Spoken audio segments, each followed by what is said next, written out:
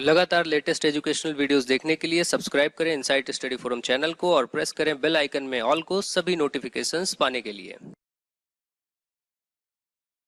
नमस्कार, welcome to Insight Study forum.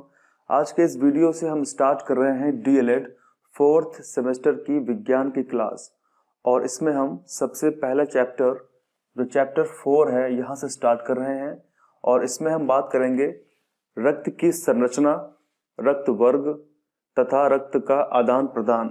यानी इस चैप्टर में हम पढ़ेंगे कि रक्त की संरचना क्या होती है, यानी इसमें जो आरबीसी, डब्ल्यूबीसी, प्लेटलेट्स, इनका स्ट्रक्चर क्या होता है और इसके बारे में हम डिटेल में समझेंगे। उसके बाद फिर हम बात करेंगे कि रक्त को कितने वर्गों में डिवाइड किया गया है, कौन कौन से रक्त के वर्ग होते हैं। आप में से काफ़ी लोगों का ब्लड ग्रुप ओ होगा, काफ़ी लोगों का ब्लड ग्रुप ए बी होगा। तो आप लोग कमेंट करिए कि आप में से कितनों का ब्लड ग्रुप ए बी है और कितनों का ब्लड ग्रुप ओ है। जैसा हम जानते हैं कि ब्लड ग्रुप यानी रक्त वर्ग ओ सर्वदाता होता है और ब्लड ग्रुप ए बी सर्वग्राही होता है। लेकिन ये क्यों ऐसा होता है वो हम समझेंगे इस वीडियो में विस्तार से। जब आपका ये पूरा चैप्टर फिनिश हो जाएगा तब आप डीएलएड से लेकर के UP TET, C TET, SSC यानी जितने भी चैप्टर्स, जो चैप्टर ब्लड किसी भी परीक्षा में अगर होगा तो आप हर परीक्षा के उन प्रश्नों का उत्तर करने के लिए उत्तरदायी हो जाएंगे ये चैप्टर पढ़ने के बाद में। ठीक है, तो आप लोग लगे रहिए और कोशिश में करूंगा कि 3-4 वीडियो में मैं इस पूरे चैप्टर को फिनिश कर दूं। ठीक है, तो सबसे पहले इसमें हम बात करेंगे कि रक्त के बारे में जो सामान्य जानकारी होती है, जो बेसिक इंफॉर्मेशन होती है वो क्या होती है। जैसा हम सभी जानते हैं कि जो रक्त होता है उसका रंग लाल होता है। सफेद क्यों नहीं होता है, नीला क्यों नहीं होता है? इसका मतलब क्या है कि हमारे ब्लड में कुछ विशेष एलिमेंट होता है जिसकी वजह से हमारा ब्लड लाल होता है। ठीक है, आपके आसपास कहीं पे अगर कोई कॉकरोच है तो अगर उस कॉकरोच को आप मारेंगे और उसको फोड़ के आप देखेंगे तो उसमें ब्लड आपको लाल नहीं दिखाई देगा। तो ये एक विशेष वर्गीकरण होता है जंतुओं का। तो आगे आने वाले चैप्टर्स में जब हम बात करेंगे क्लासिफिकेशन ऑफ एनिमल्स की तो वहां पे हम पूरा विस्तार से समझेंगे कि कौन कौन से एनिमल्स का, कौन कौन से जंतुओं का ब्लड नीला होता है, वाइट होता है, श्वेत होता है और लाल होता है। हम हैं कशेरुकी प्राणी। हम कौन हैं? हम हैं वर्टिब्रेट कशेरुकी। जितने भी कशेरुकी प्राणी होते हैं यानी जितने प्राणियों के रीढ़ की हड्डी होती है, बैकबोन होती है, उनमें लाल रक्त पाया जाता है। और इसके पीछे वजह क्या होती है? उनके खून में एक विशेष एलिमेंट होता है, तत्व होता है जिसको हम बोलते हैं हीमोग्लोबिन। क्या बोलते हैं? हीमोग्लोबिन बोलते हैं। उसकी वजह से ब्लड का रंग लाल होता है। और हीमोग्लोबिन जो होता है उसके पास में लोहा होता है। क्या होता है? लोहा, जिसकी वजह से ब्लड का रंग लाल होता है। तो आगे हम डिटेल में समझेंगे उसके बारे में। तो सबसे पहले हम कुछ विशेष सामान्य जानकारी के बारे में जानेंगे, जैसे रक्त क्या होता है। अब कुछ ऐसे क्वेश्चंस होते हैं जो आपके बहुविकल्पी में यहां से डायरेक्टली आएंगे, तो आप लोग इन सारे पॉइंट्स को सही से याद करना। इनसे आप लोग बहुविकल्पी तथा अतिलघुत्तरी और लघुत्तरी प्रश्न पूरा कर पाएंगे। ठीक है, तो आज हम समझते हैं कुछ विशेष जानकारी। रक्त क्या है? रक्त एक तरल संयोजी ऊतक होता है। रक्त क्या है? तरल संयोजी ऊतक होता है। इसका तात्पर्य क्या होता है कि एक ऐसा टिश्यू होता है ब्लड हमारा जो तरल अवस्था में होता है और जो प्रत्येक टिश्यू को, प्रत्येक ऊतक को कनेक्ट करता है।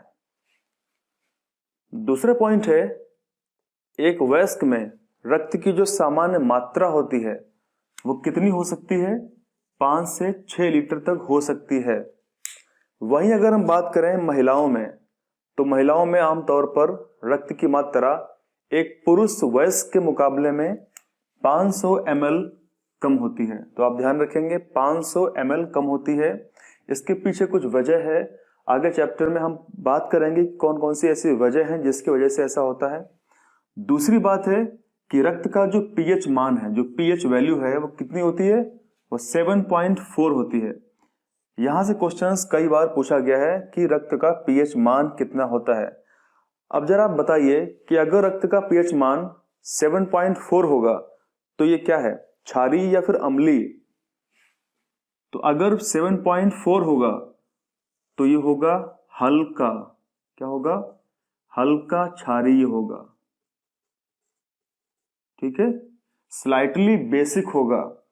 अगर यहां पे 6.9 होता तो हम क्या बोलते हैं इसको? तो हम इसको बोलते हैं अम्लीय, तो ये एसिडिक होता। अब ऐसा क्यों होता है? जैसा हम जानते हैं जो पीएच स्केल होती है, उस पीएच स्केल में जो 7 होता है, 7, इसको हम बोलते हैं न्यूट्रल। 7 क्या होता है? उदासीन होता है। और 7 से नीचे जितने भी पीएच स्केल पे नंबर्स होंगे वो अम्लीयता को दर्शाते हैं, और 7 के आगे जो नंबर्स होते हैं 14 तक, 14 तक, वो दर्शाते हैं क्षारीयता को।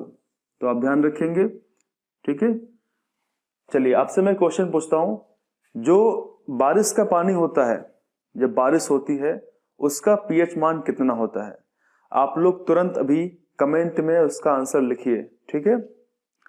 और एक क्वेश्चन आपसे मैं और पूछता हूं, सबसे शुद्ध पानी कौन सा होता है? क्या वो पानी जो बारिश से हमको मिलता है, या फिर वो पानी जो हमारे नल से हमको मिलता है? आप लोग कमेंट करिएगा, ठीक है। इसके बाद हम बात करते हैं रक्त का जो निर्माण होता है। ये काफी इंपॉर्टेंट पॉइंट होता है कि आखिरकार ब्लड बनता कहां पे है।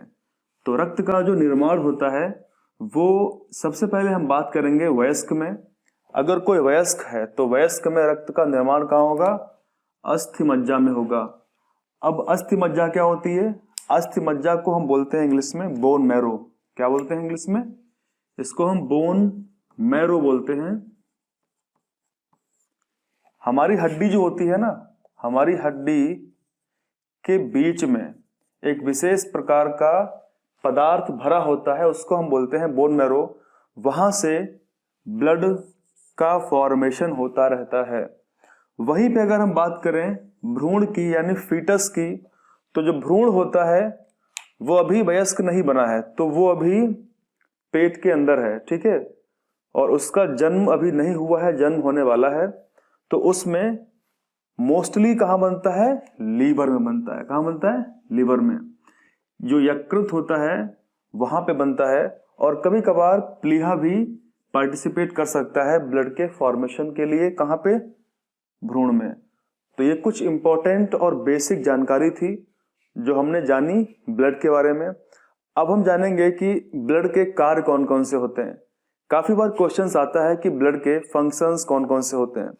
जरा आप सोचिए, इस समय हम लोग क्या कर रहे हैं? इस समय हम लोग एक बेसिक सी प्रक्रिया कर रहे हैं। जैसे हम सांस ले रहे हैं और बदले में छोड़ क्या रहे हैं? छोड़ रहे हैं CO2, यानी हम ऑक्सीजन को ले रहे हैं और CO2 को छोड़ रहे हैं। ये हर लिविंग प्राणी करता है अगर वो जीवित है तो। अब ये कैसे होता है? हमने सांस में O2 को लिया, हमने ब्रीदिंग जब किया तो हमने O2 को लिया, और O2 हमारे फेफड़ों में गई, और उसके बाद में वो ब्लड में कैसे मिली, और जब वो ब्लड में मिली तो प्रत्येक पूरी बॉडी में वो कैसे पहुंची। ये हम समझेंगे कि किस तरीके से ब्लड के फंक्शंस होते हैं। अगर मैं आपसे कहूं कि हम अगर अपने हाथ का ये वाला पार्ट यहाँ पे कस के बांध दें रस्सी से या किसी धागे से, तो आप क्या सोचेंगे? तो आप देखेंगे कि जो ब्लड है उसका आगे फ्लो नहीं हो रहा है। इसका मतलब क्या है कि ब्लड में जो ऑक्सीजन थी आगे नहीं पहुंच पा रही है, और आगे की जो टिश्यूज हैं, आगे की जो कोशिकाएं हैं, ऊतक है, वो धीरे धीरे धीरे धीरे डेड हो जाएंगे। इसीलिए ब्लड में O2 का होना बहुत जरूरी होता है, और वो पूरी बॉडी में पहुंचता है, और बदले में जो CO2 बनती है बॉडी में, वो बाहर ब्लड लेके आता है फेफड़े तक, और फिर फेफड़ा उसको श्वसन प्रक्रिया द्वारा बाहर निकाल देता है। तो इस तरीके से ये पूरी प्रोसेस चलती है। तो अब हम समझने वाले हैं रक्त के कार्य के बारे में जानते हैं। रक्त के कार्य, फंक्शंस ऑफ ब्लड। तो सबसे पहला कार्य इसका क्या होता है? ऊतकों तक ऑक्सीजन को पहुंचाता है और बॉडी में जो CO2 होती है उसको फेफड़े तक लेके आता है और फेफड़ा उसको फिर बाहर भेजता है। तो इस प्रक्रिया से जो शरीर में उत्सर्जी पदार्थ के रूप में जो CO2 होती है वो बाहर निकल जाती है। और इसका जो दूसरा कार्य होता है वो क्या होता है? पोषक तत्वों को शरीर के प्रत्येक भाग तक पहुंचाता है। अब जरा आप समझिए कि हम लोग भोजन करते हैं या फिर हम लोग पोषक तत्वों को ग्रहण करते हैं और वो किस तरीके से हमारे ब्लड में मिलते हैं, फिर प्रत्येक भाग तक पहुंचते हैं। जब भी हम भोजन करते हैं तो हमारे जो इंटेस्टाइन आंतें होती हैं वो उन पोषक पदार्थों को जो भोजन में व्याप्त हैं उसको वो वहां से एब्जॉर्ब कर लेती हैं और वो ब्लड में मिला देती हैं और फिर ब्लड उसको प्रत्येक टिश्यू तक, प्रत्येक भाग तक पहुंचाता है। दूसरा पार्ट, इसका तीसरा पॉइंट क्या है?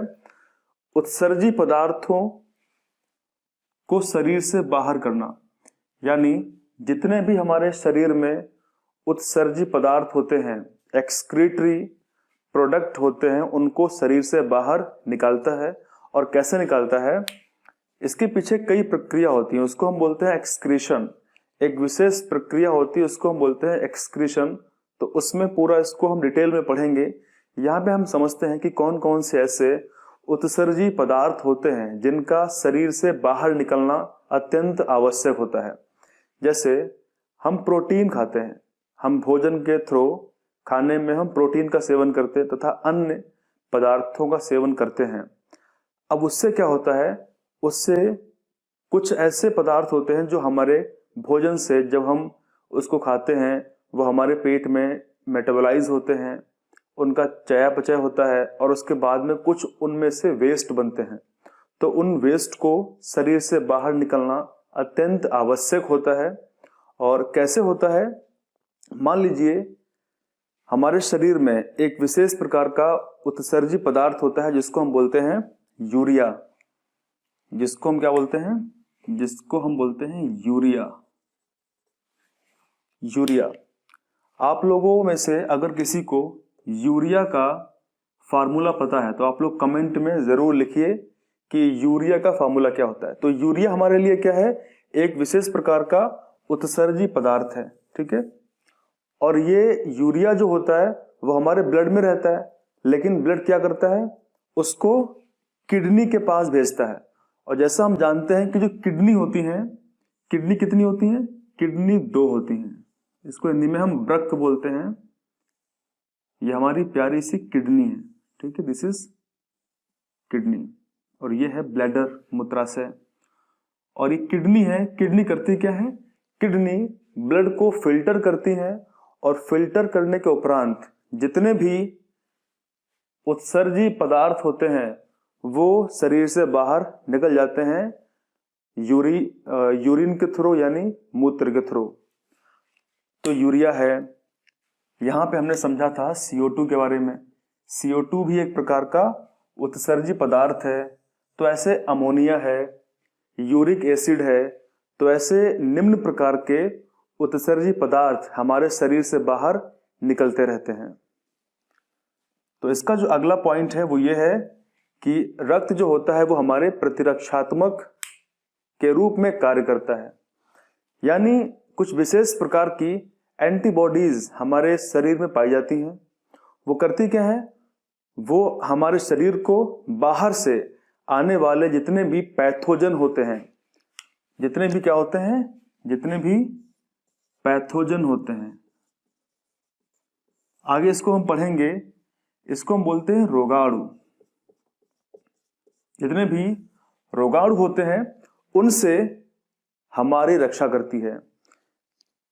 तो जब हम पढ़ेंगे WBC यानी श्वेत रक्त कणिकाएं पढ़ेंगे तो वहां पे हम पूरा डिटेल में इसको एक्सप्लेन करेंगे कि किस तरीके से एंटीबॉडी यानी जो प्रतिरक्षी होती हैं वो हमारे शरीर में बैक्टीरिया या वायरस तथा अन्य पैथोजन को आने से रोकती हैं। तो वो किस तरीके से कार्य करती है वहां पे हम समझेंगे। अगला पॉइंट इसका है संदेश वाहक का कार्य करता है, यानी यह किस तरीके से संदेश वाहक का कार्य करता है। जैसा हम जानते हैं कि हमारे शरीर में हार्मोन्स होते हैं और एंजाइम्स होते हैं। आप लोगों ने हार्मोन्स के बारे में सुना होगा और आप लोगों ने एंजाइम्स के बारे में सुना होगा। अब हार्मोन्स में और एंजाइम्स में डिफरेंस ये होता है, जो हार्मोन्स होते हैं वो हमारे ब्लड में बहते हैं डायरेक्टली, और जो एंजाइम्स होते हैं वो ब्लड में नहीं बहते हैं, वो नलिकाओं के द्वारा विशेष पॉइंट तक पहुंचते हैं जहां पे उनकी आवश्यकता होती है। जैसे मान लीजिए हमारे बॉडी में कई प्रकार की ग्रंथियां होती हैं, तो मुख्य रूप से हमारे शरीर के अंदर 2 ग्रंथियां होती हैं। कौन कौन सी होती हैं? एक को हम बोलते हैं अंतःस्रावी ग्रंथि और दूसरी को हम बोलते हैं बहिस्रावी ग्रंथि, और एक को हम बोल सकते हैं मिश्रित ग्रंथि, यानी एक ऐसी ग्रंथि जिसमें ये दोनों का कार्य करती है। वो एक अकेली एकमात्र ऐसी ग्रंथि हमारे शरीर में पाई जाती है जो दोनों का कार्य करती है, अंतःस्रावी और बहिस्रावी का। तो उसको हम बोलते हैं अग्नाशय। क्या उसको बोलते हैं हम? अग्नाशय। और ये अग्नाशय कहाँ पे होता है? यहाँ पे आप लोग देखिए, ये हमारा स्टमक है। क्या है?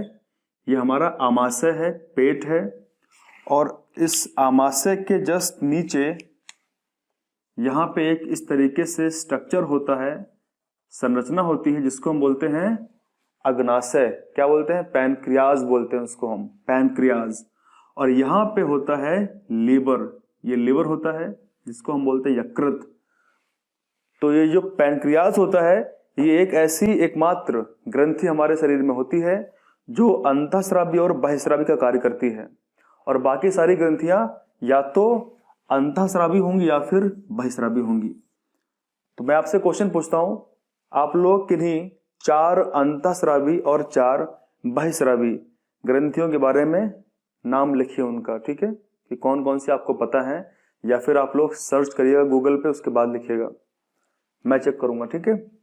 उसके बाद फिर हम बात करते हैं शरीर का ताप नियंत्रण करती है, यानी जो ब्लड होता है, रक्त होता है, वो हमारे शरीर का टेम्परेचर को भी मेंटेन करता है। अब कैसे करता है? अब यहाँ पे आप लोगों ने सुना होगा 2 प्रकार के एनिमल होते हैं, और हम उसमें से किस प्रकार के एनिमल हैं ये जानना बहुत जरूरी है। तो शायद आप लोगों में से काफी लोगों को पता होगा इसके बारे में कि 2 प्रकार के एनिमल्स होते हैं। एक को हम बोलते हैं सामान्य भाषा में, एक को हम बोलते हैं कोल्ड ब्लडेड एनिमल। अब आप लोग परेशान ना हो, इसकी हिंदी मैं यहां पे लिखूंगा, ठीक है, ओके। और दूसरा होता है वार्म ब्लडेड एनिमल, यानी इसको हम बोलते हैं ठंडे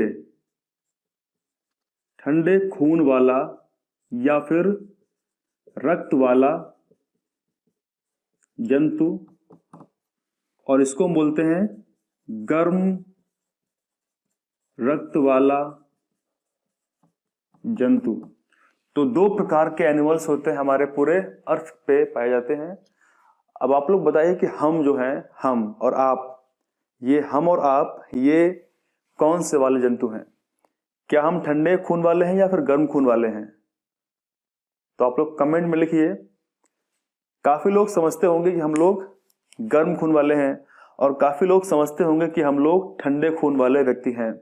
अच्छा, इसकी पहचान क्या होती है? मतलब कैसे हम जान पाएंगे कि ठंडे और गर्म खून वाले जो जंतु होते हैं उसमें डिफरेंस क्या होता है? तो मैं आपको बहुत ही सिंपल से समझा रहा हूं, जरा सुनिए आप लोग। ऐसे एनिमल्स, ऐसे जंतु जो वातावरण का जो टेम्परेचर है, यानी जहां पे वो रहते हैं उस आसपास का जो टेम्परेचर है, वो उनको डायरेक्टली प्रभावित करता है। यानी जो टेम्परेचर आसपास के वातावरण में होगा वही टेम्परेचर उनके शरीर का होगा। इसका मतलब क्या है कि वो अपने शरीर का तापमान मेंटेन नहीं कर पाते हैं। तो ऐसे एनिमल्स को हम बोलते हैं ठंडे खून वाले जंतु। ठीक है, तो अगर अधिक सर्दी पड़ेगी, जब भी ज्यादा सर्दी पड़ती है तो जो ठंडे खून वाले जंतु होते हैं वो थोड़े से शिथिल पड़ जाते हैं, थोड़े से सुस्त पड़ जाते हैं। और जैसा हम जानते हैं कि सर्दियों में तो हम भी थोड़ा सुस्त पड़ जाते हैं, लेकिन सुस्त नहीं हमको रहना है, हमको मेहनत करते रहना है ताकि हमको सफलता जल्दी मिल जाए। ठीक है, और जो दूसरे होते हैं वार्म, गर्म खून वाले एनिमल, वो अपने शरीर का जो तापमान होता है उसको लगातार मेंटेन करके रखते हैं। और अमूमन गर्म खून वाले जो व्यक्ति होते हैं उनका जो शरीर का तापमान होता है, अगर हम उसको मेजर करेंगे तो वो हमको हाई मिलेगा, यानी जो आसपास का जो एटमॉस्फेयर है उससे थोड़ा सा ज्यादा मिलेगा। तो कहीं पे कुछ एक्सेप्शन भी हो सकता है। ठीक है, तो अगर हम अपनी बॉडी का टेम्परेचर मापें अभी तो 98.6 डिग्री फ़ारेनहाइट मिलेगा या फिर 37 डिग्री सेल्सियस के आसपास हमको मिलेगा, तो वो हाई होता है। ठीक है, तो आई थिंक आप लोग समझ गए होंगे कि ठंडे और गर्म खून वाले जंतुओं में डिफरेंस क्या होता है। तो आप लोग कमेंट करिए तुरंत अभी, कुछ नाम आप लिखिए ठंडे खून वाले व्यक्तियों के, जंतुओं के, और कुछ नाम लिखिए आप लोग गर्म खून वाले जंतुओं के। ठीक है, तो आप लोग समझ गए होंगे कि हम कैसे हैं, हम हैं गर्म रक्त वाले जंतु। ठीक है, तो ये कुछ इंपॉर्टेंट फंक्शंस होते हैं हमारे ब्लड के, जो जानना बहुत जरूरी होता है। और अभी हम बात करने वाले हैं कि ब्लड को हम किस तरीके से क्लासिफाई करेंगे, यानी अब हमारे लिए, अब जो मैं आपको पढ़ाने वाला हूं वहां से क्वेश्चंस लघुत्तरी में और अति लघुत्तरी में डेफिनेटली आते हैं, तो आप लोग उसको सही तरीके से समझिएगा। ठीक है, रक्त का जो क्लासिफिकेशन है उसको समझते हैं हम लोग। रक्त का वर्गीकरण,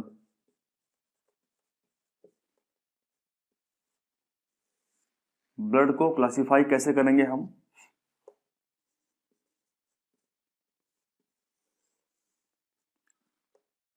रक्त को हम दो पार्ट में डिवाइड करेंगे। जो इसका पहला पार्ट होता है उसको हम बोलते हैं प्लाज्मा, ये प्लाज्मा होता है।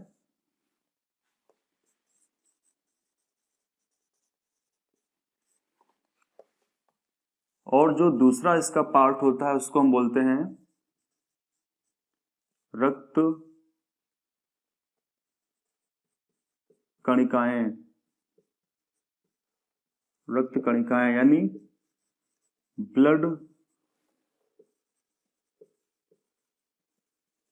कॉर्पसेल्स। तो ब्लड कॉर्पसेल्स या फिर रक्त कणिकाएं बोलते हैं इसको हम। अब जो इसका प्लाज्मा वाला पार्ट होता है वो टोटल रक्त का, यानी जो संपूर्ण ब्लड होता है उस पूरे रक्त का लगभग 55% पार्ट बनाता है। तो अगर आपसे क्वेश्चन पूछता है एग्जाम में कि संपूर्ण ब्लड का प्लाज्मा कितने परसेंट पार्ट होता है, तो आप लोग ध्यान रखेंगे 55% पार्ट क्या होता है, रक्त का प्लाज्मा होता है। और इस प्लाज्मा में 90 से 92% जल होता है, वाटर होता है। और जो बाकी बचा पार्ट इसका होता है कितना, 6 से 8%, 6 to 8% जो इसका पार्ट होता है वो प्रोटीन होते हैं। तो हमारे ब्लड में, प्लाज्मा में कुछ विशेष प्रोटीन्स पाए जाते हैं और उन प्रोटीन्स का कार्य भी अलग अलग होता है।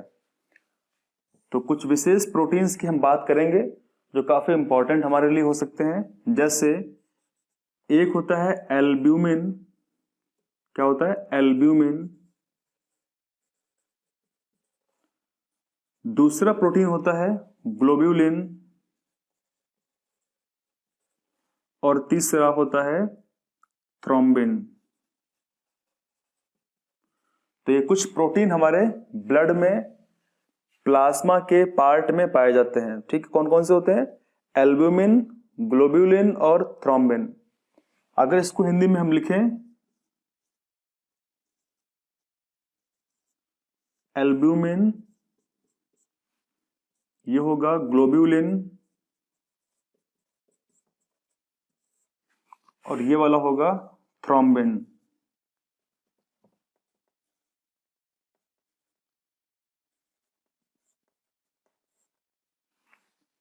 अब क्योंकि आप लोग चाहते हैं कि पूरा कंटेंट हिंदी में लिखा जाए, तो इसीलिए मैं हिंदी में यहाँ पे लिख रहा हूँ।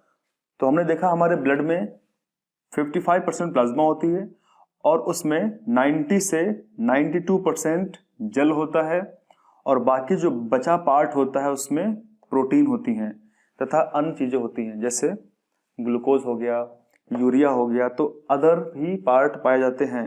तो यहाँ पे हमारे लिए सबसे इंपॉर्टेंट है प्रोटीन के बारे में जानना, और प्रोटीन में हम बात करेंगे एल्ब्यूमिन की, ग्लोब्यूलिन की और थ्रोम्बिन की। तो ये हमारा पार्ट हो गया प्रोटीन वाला। और जो इसका अगला वाला पार्ट है ब्लड कॉर्पसेल्स यानी रक्त कणिकाएं। तो जो रक्त कणिकाएं होती हैं वो कौन कौन सी होती हैं? वो लाल रक्त कणिका होती है, उसके अलावा श्वेत रक्त कणिका होती है और उसके अलावा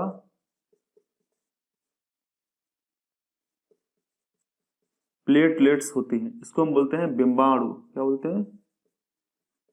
बिंबाणु बोलते हैं।